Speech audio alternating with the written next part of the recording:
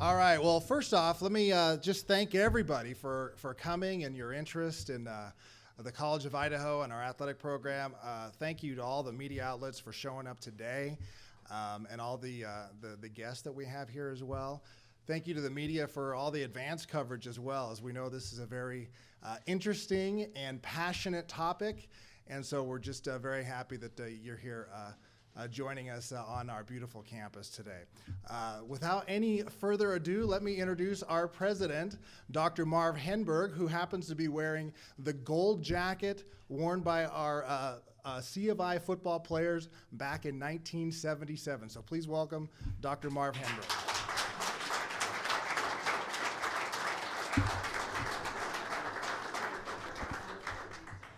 Thank you very much, Joe.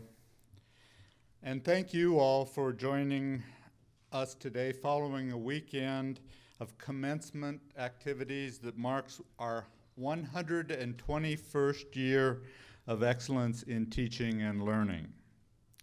The last few years have been an exciting period for the college. Record enrollment, the launch of our innovative PEAK curriculum, and the public launch of our $175 million Advance the Legacy campaign, which recently surpassed the $134 million mark with 4 years remaining. Each of these achievements is the result of our ongoing commitment to provide an outstanding education to the young people of Idaho and beyond. Today, I am pleased to announce that the College of Idaho will extend its mission of providing excellent liberal arts education even further with the reinstatement of the college's football program.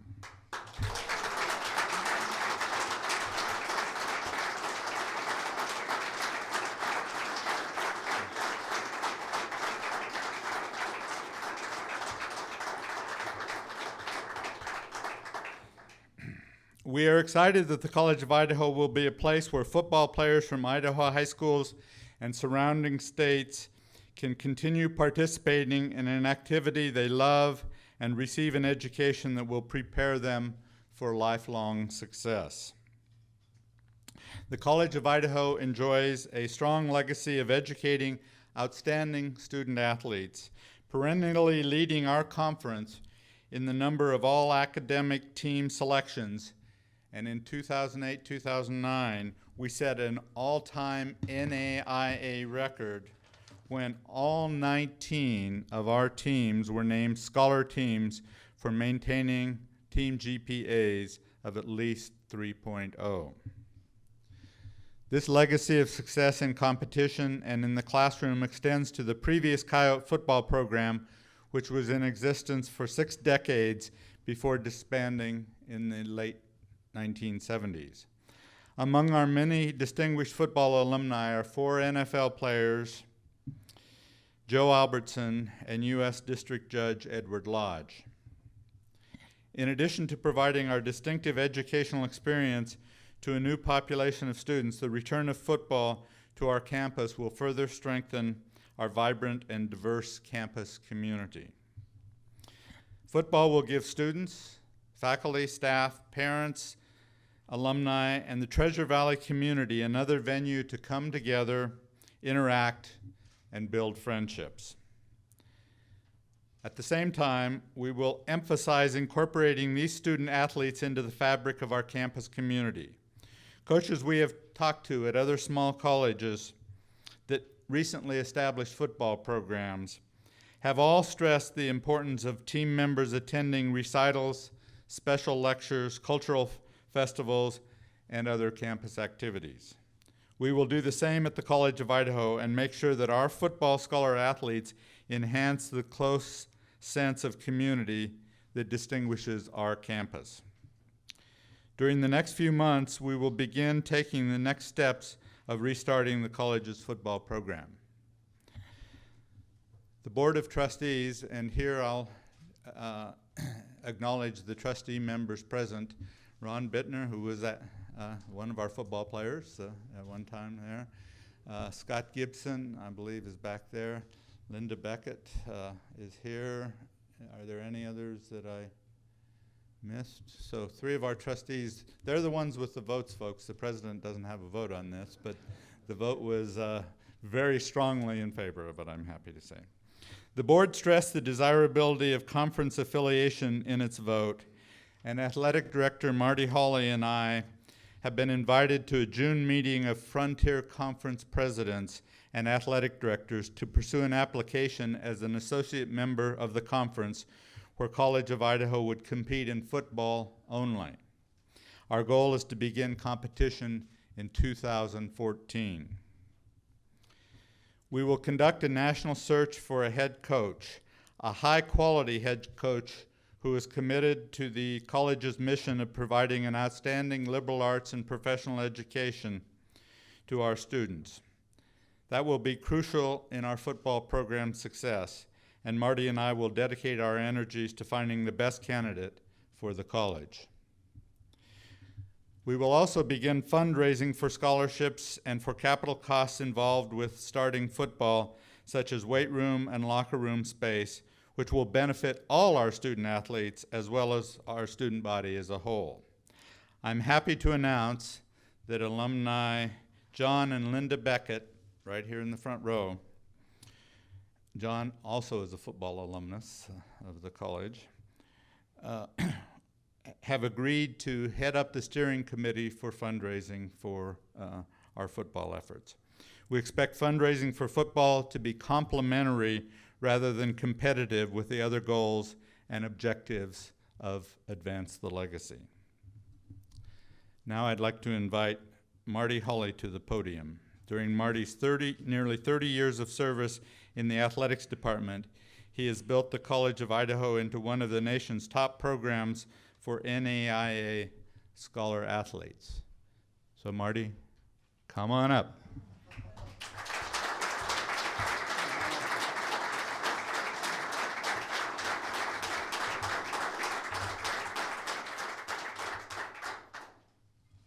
Gravity. Stay. You know, we have some thank yous. This has been a long process. You know, we've looked at football a couple times in the past, and the timing wasn't correct, but everything seemed to fall into place. You know, first I need to thank Dr. Henberg. Marv did this, getting the faculty to overwhelmingly support football.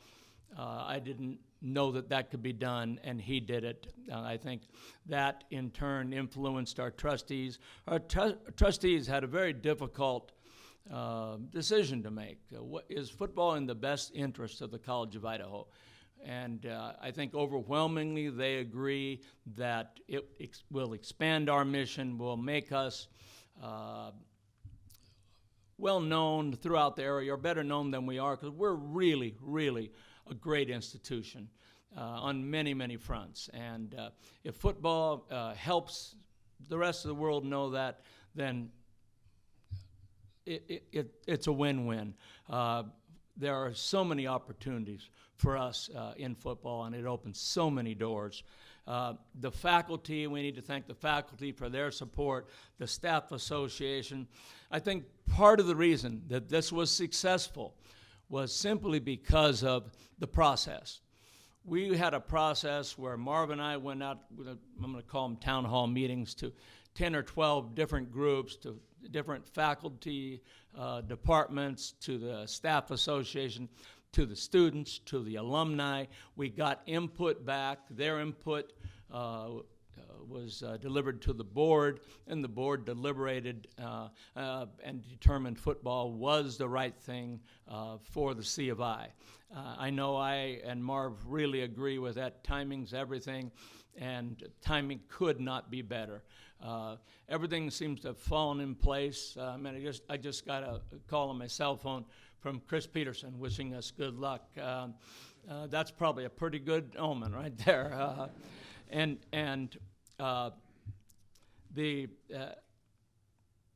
I look at the support. You know, there's always been support for football.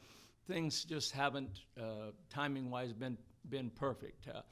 I know the biggest arguably the biggest event the college has had has been the football reunion about 10 years ago, where we had about 800 return for a football reunion, and lots of them came to me and said, when you start football again, I will start contributing to our great college again. And I won't say names, but about 2 minutes ago, one of those alumni walked up to me and handed me a very substantial gift right off the bat, and I think the former football players will follow suit. Fundraising's pivotal to this, and we will get it done. Marv and I are going to be joined at the hip. We're going to get this done. We're going to Montana to the Frontier Conference meetings, and we feel very encouraged that they invited us there. There are other schools, I think, who want to be in the Frontier Conference, and we're the school they invited, so we feel very, very good about that. But, you know, I look at it and say, why football, why now? And I think the answer is really clear. I think Boise State's success has created a void for Idaho high school football players, smart kids that have no place to go. I look at our dean of students back there, Paul Benyon, who was, I didn't plan to talk about this, who was at Centennial High School, an all-state player, wasn't good enough to play at Boise State. Sorry, Paul. But he, the Willamette coach, came to Centennial High School and talked him into visiting Willamette, and they're still investigating how he got in Willamette, but he did. And he is now our dean of students, and I think his testimony about what small college football did for him, made him a scholar, changed his life. We hope to do for many, many young men. You know, Idaho does not have, the whole state, another small college that plays football. Nevada does not have a small college that plays football. Utah does not have a small college, has a state school, but a small college that plays football. The opportunities for smart kids to come to the College of Idaho and get an education that is, in my opinion, superior to about any. I mean, the kids that we turn out can think, they can write, they are beyond competitive in the job market, and to me, this gives an opportunity for many, many young student athletes to come to the College of Idaho. I like to use the three ties. I have a son named Ty who wanted to come here, and we didn't have football, and went to Rocky Mountain College.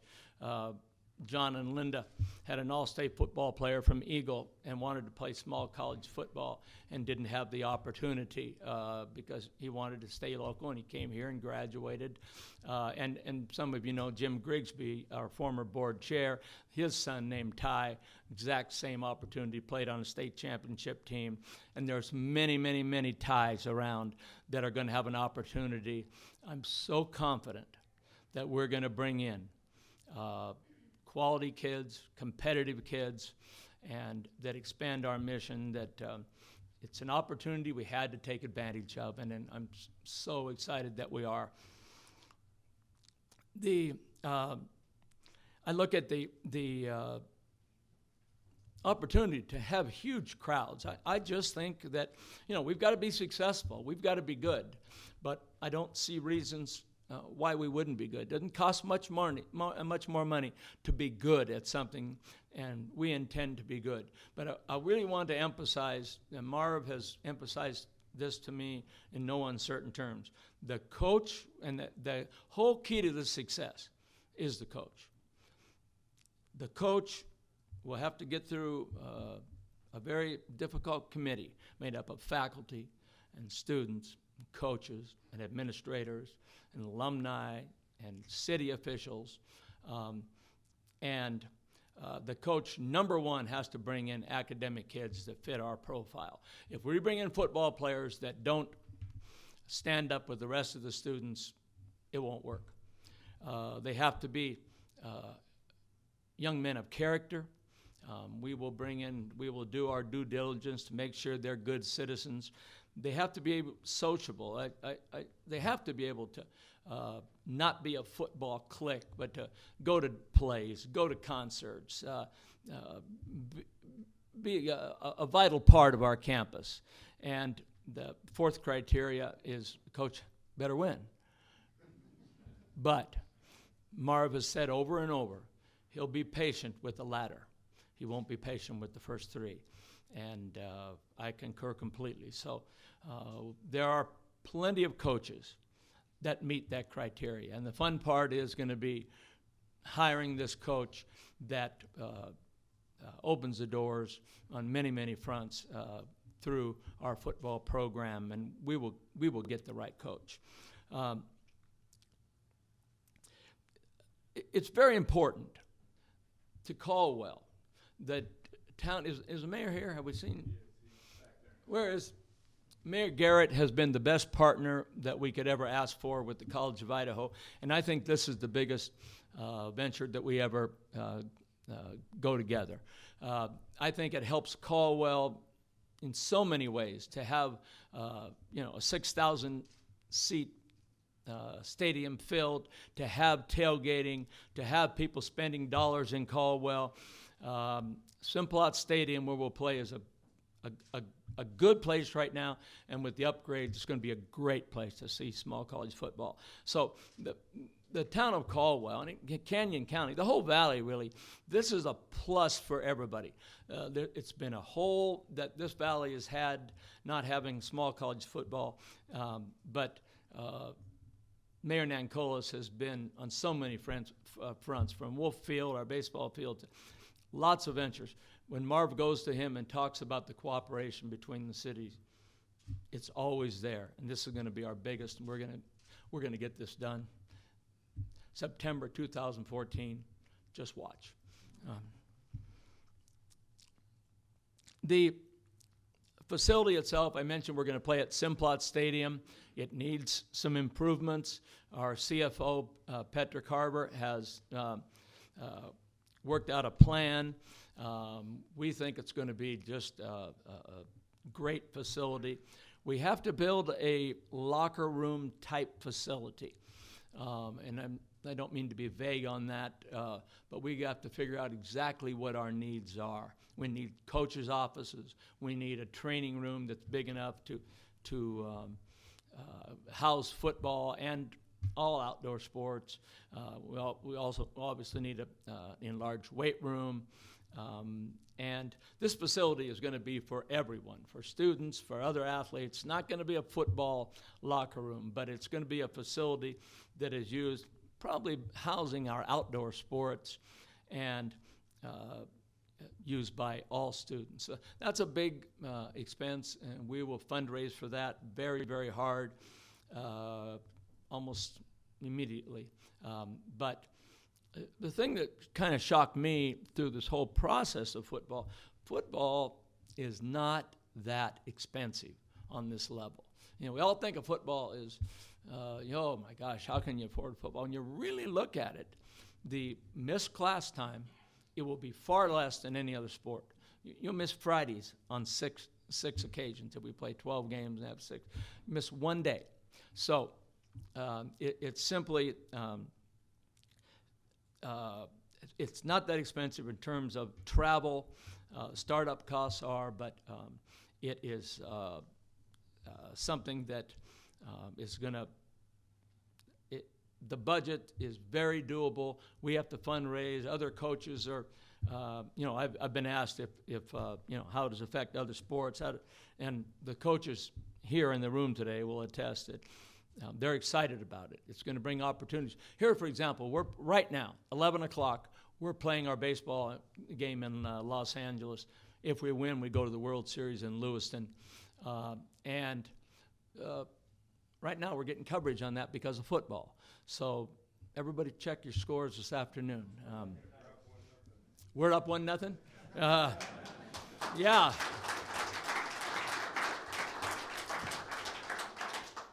Well, I can go on and on about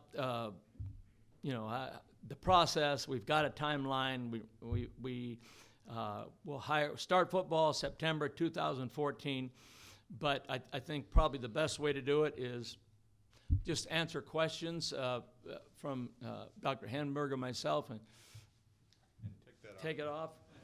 We have football.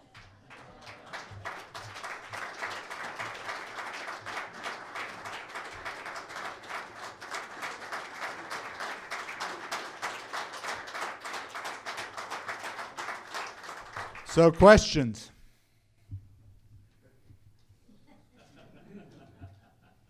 You said it all, Marty. Marty, what did you find out in talking to high school coaches in the Valley when you first approached them on this? Well, Tom, you can imagine every year, I think there's so many players that they have to sell to Willamette or Linfield or Carroll that will now have an opportunity to play before their families, to play before their friends. And I think we all know that high school coaches support this overwhelmingly. They are excited, as anyone is, the opportunity to, what's a high school coach's job? His job is to grow them as men, to make them better football players, and let's see if we can find a good school for them. Well, we know where a good school is. Marty, did Coach Pete say he would open with you? Share maybe the other teams besides Frontier Conference that you would play that we would see on your schedule. Well, the Frontier Conference is going to be a 10-team league, so we're not going to have a lot of. We'll probably have one preseason game, and that could be anybody. I'd like to play somebody like a Linfield or a Northwest Conference school, or maybe a Menlo in California, and maybe if we get to the point where we are competitive enough, which will be a slow process, but we will get there, then play a money game. It won't be Boise State. But, an ISU, they play NAI schools all the time. Actually, fulfilling a schedule, I think, is going to be relatively easy, and that was a big worry. What kind of timetable do you have on the coach? When would you like the coach to be in place to start building? Marv, why don't you?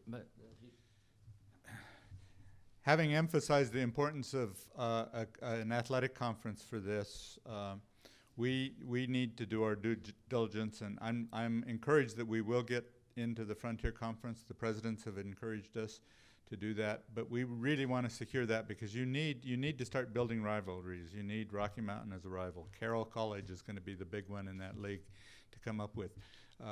There's a natural with Eastern Oregon is in that league, so there'll be natural that. We need to make sure that we can build those rivalries over time. As soon as that's secured, then we will start the search for a coach. But we're not going to put the cart before the horse on that.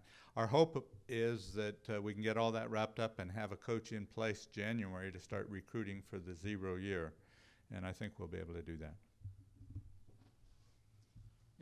The timetable we really thought it out, and if we hire a coach in January, that coach would have finished his year, will be on campus, and really won't be on campus. He'll recruit next spring, try to get to every high school in the state, stimulate interest, and recruit for what we call 0 year. We're not inventing the wheel on this. We're copying schools that have started small college football. 0 year would be September 13, and it would be the year before we start. We would like to have 50 young men on campus getting accustomed to the College of Idaho, and then have the coach in spring 14, the school year 13-14, have a spring football, as many as we could, and then start in September. So I think we have a great timeline. As I said, we copied it. We didn't invent it, but I think it works. Boy. Is there any truth to the rumor that Buzz Bonamino may come on? Marv, you. I just want to say that Buzz has been in my office quite a bit since I've become president.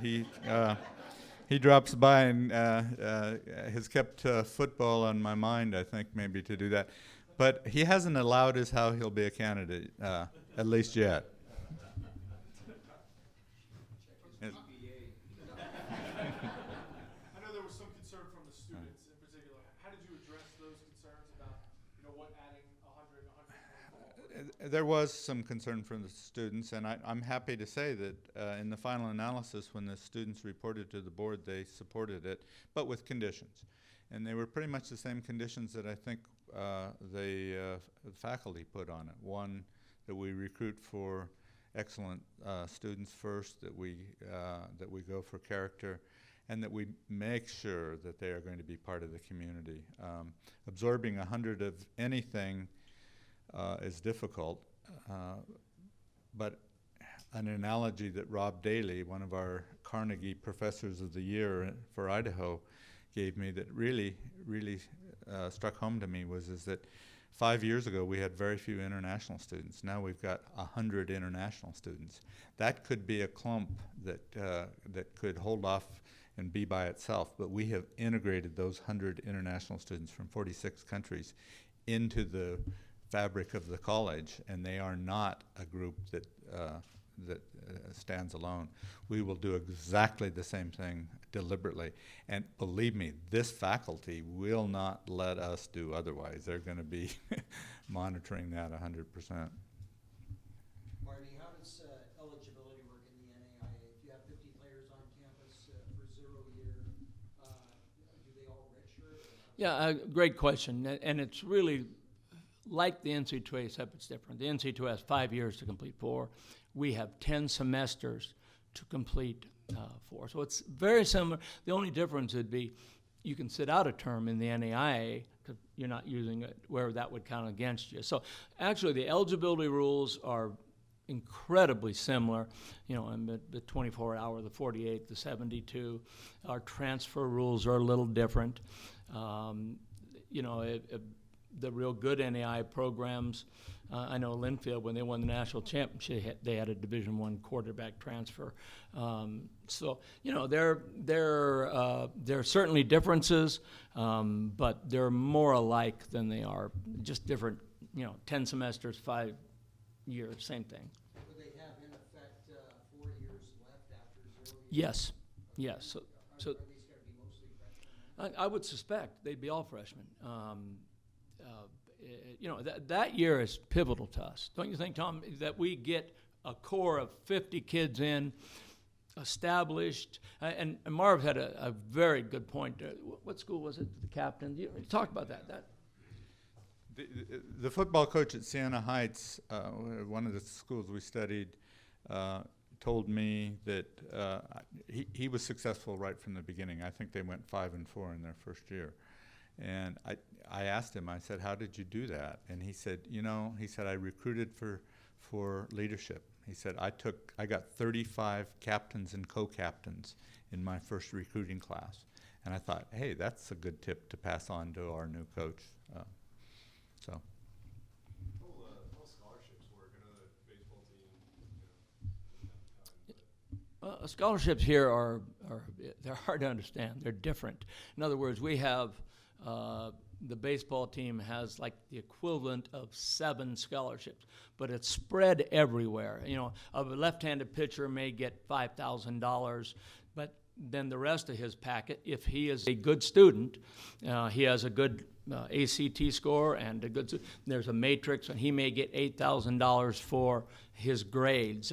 There's a matrix that money is disseminated. We're going to have the NAI allows 24 max scholarships. We won't be near that, but we will be in a competitive mode that we want to be successful. And it doesn't, as I said, it doesn't cost much more to be successful. I think the key to it is, Jay, we want to be successful slowly, do it right, but there's going to be scholarships. what do you think the improvements might start on Simplot Stadium? Again, not to put the cart before the horse or whatever, but. Well, again, I want to do a tip of a hat to Mayor Nankolis back there, because he and I have met regularly. the city has already improved Simplot a great deal. They replaced the cracked wooden seating with new aluminum seating. They're redoing the bathrooms this summer. This is all independently of this because Simplot will benefit other activities as well. So thanks to the city's collaboration there, and the mayor has told me that he will be side by side with me for the fundraising to do those improvements. So it's a great example of the kind of collaboration Caldwell and this college have, and we're going to build on that. Jay, it can be a really, really good facility with not much work, and we hope to have it that way. Anybody else? You know, this day is a long time coming. I know Marv and I feel that, and I think Linda and John, we've had this, we believe in this. This is the best thing that can happen if done right. It expands our mission. It lets people know what we're about. And I couldn't be more excited. It's going to be fun the next, we got 28 months. And Pete O'Neill, here's our former board chair. Some of you know who he is. He said the college needs to play offense. Go out and this is playing offense. In fact, we'll have a show of hands. How many think the opening kickoff in September should be an onside kick? Raise your hand. I want to do it. Come on, let's onside kick. We won't tell them. Let's do it. It'll be an onside kick. But now you've announced it. I know.